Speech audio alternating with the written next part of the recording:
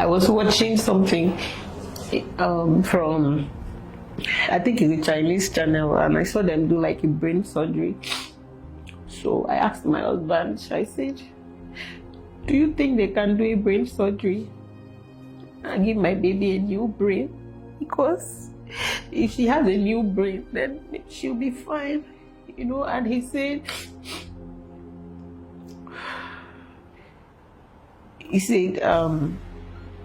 do we want to test it? Do you know what it means to open the skull of this child? It's 50-50. Is it not, the pain should go through? What if it doesn't work? Okay, then whose brain are you going to take from? Because when you wish that you have a brain of a child of this age, then that means you're wishing that another child of this age goes down so that this your baby can be well. So I feel like that's a little selfish.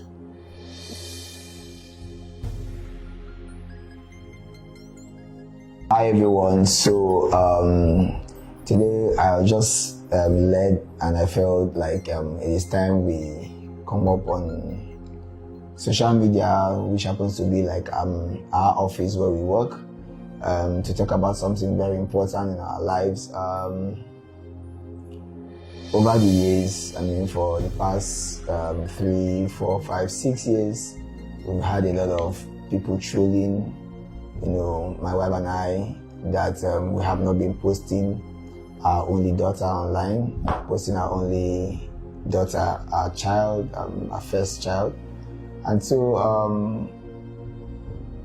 not as if we shied away from it, but we felt like it wasn't too necessary at some point. But I think because we do a lot of family content, and so we show our kids online all the time, so people really want to know, why are we not showing our only daughter, who happens to be our first child? So today we just want to come out and probably clear the air, and then clear the doubts of these people who have been mocking us and trolling us. Of course, you know, as I was discussing with my wife, I simply say, I told her that we just let them know that we shouldn't even mock the pains you do not understand, because I mean, as parents, we have some pains that has been quite very excruciating, but we decided to keep it aside and just move on with life.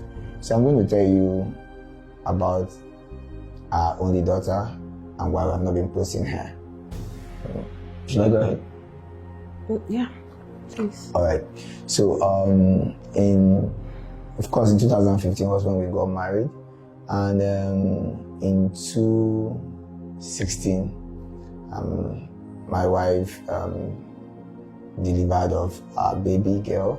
Her name is Eke Aya.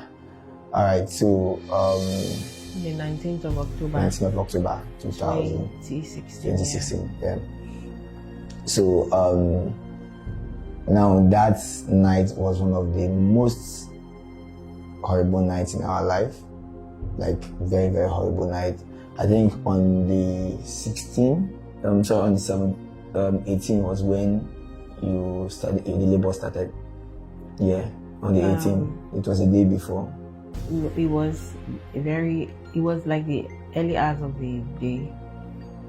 Early hours of the 19th. Yeah, okay, it was the early hours of the 19th. Okay. That was when the labor started. In the morning. You know, and we had a good progression of labor according to the medical teams that checked us. And of course, during the antenatal and the checkup from the doctors, everything was fine.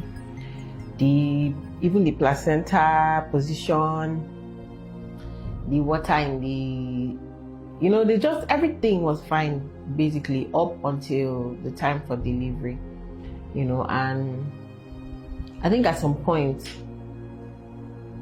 in the hospital, of course, we're in a public hospital, government hospital, and at some point when I was going through my pain, it was like I think it was like it was not a medical personnel that checked me at some point. I feel like the nurses, everybody just went to go and rest, and the person I saw that was trying to clean the room, so I just assumed that might be a cleaner or something that was now checking me at some point, you know. But I had progressed greatly, and then the doctor came out like, okay, in the next few minutes or so, not up to an hour, you're going to have to start entering to push up, so that was the plan.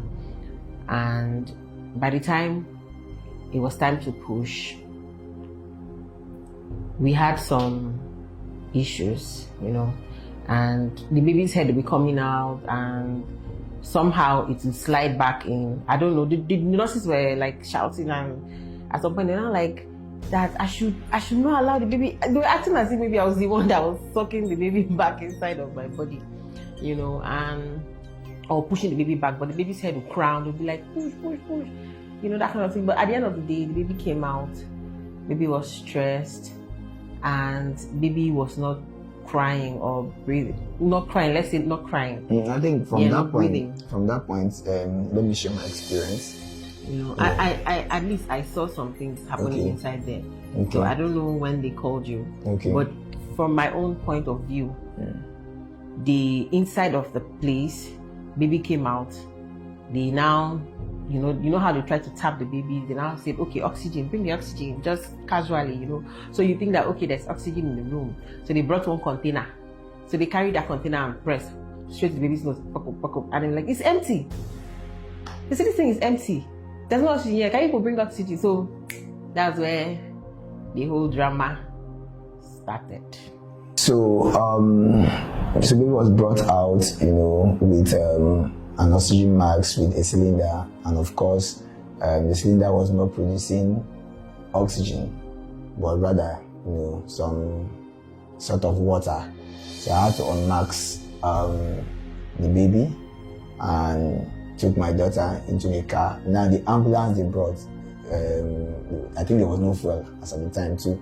So I was left with the only option to drive with the baby. So my mother-in-law stepped into the car, and then we drove from General Hospital then to another hospital, to Teaching Hospital, and so in other words, what this actually means is that in the whole of the hospital, there was no oxygen. No oxygen, yeah. So this is a baby that was gasping for air. For air already from the labor room, and now has no oxygen. To be transported, still gasping. For about over 5 to 10 minute distance, and then even getting to Teaching Hospital again, we have to start filling forms and buying cards and all of that. And then the oxygen was still not in the building, so they had to send someone they had to say one of you people had to go to outside of there, down a little bit to get the oxygen, because distance. I was there with my friends as well.